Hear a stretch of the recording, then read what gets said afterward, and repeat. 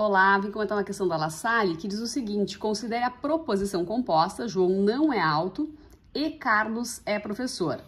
A negação dessa proposição pode ser escrita como? Então a questão pede a negação.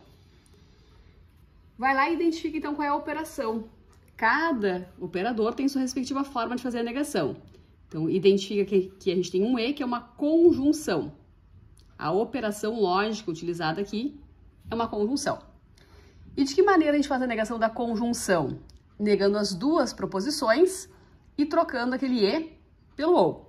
Então, vou escrever aqui em símbolos, que é a negação de uma conjunção é equivalente a negar as duas proposições e trocar o E pelo OU. Então, isso é conjunção, que é o E, isso é uma disjunção, que é o OU. Então, negar as duas proposições e trocar o E pelo OU. A negação, então, ficaria assim. Negação da proposição dada no enunciado. Já tem o não aqui, então a negação de João não é alto, fica João é alto. João é alto. Ou, negação de Carlos é professor. Carlos não é professor. Daí a gente vai procurar isso nas alternativas, tá? Essa é uma negação correta para a proposição dada. João é alto ou Carlos não é professor. Mas a gente não tem isso nas opções de resposta. E tudo bem, tá? Isso seria correto, mas a gente não tem entre as opções de alternativas da questão. O que a gente pode lembrar agora? Das equivalências. Eu tenho o seguinte: João é alto. João é alto.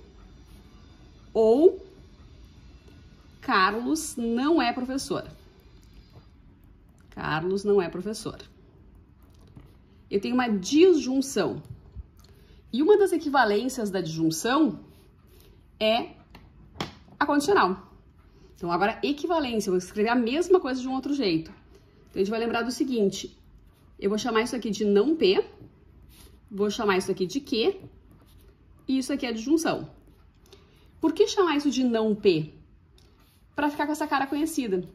Uma das equivalências que a gente precisa saber é, dada uma condicional, então se eu tenho uma condicional, se P, então Q, isso é equivalente a não P ou Q. Então essa é uma das equivalências que a gente usa bastante nas questões de prova. Da mesma forma, se eu tenho não P ou Q, ou seja, partindo da disjunção, eu posso escrever a condicional se P, então Q. Tá? A mesma coisa, tá? As duas são iguais, exatamente iguais. Dizer que x é igual a 3 ou dizer que 3 é igual a x é a mesma coisa, tá?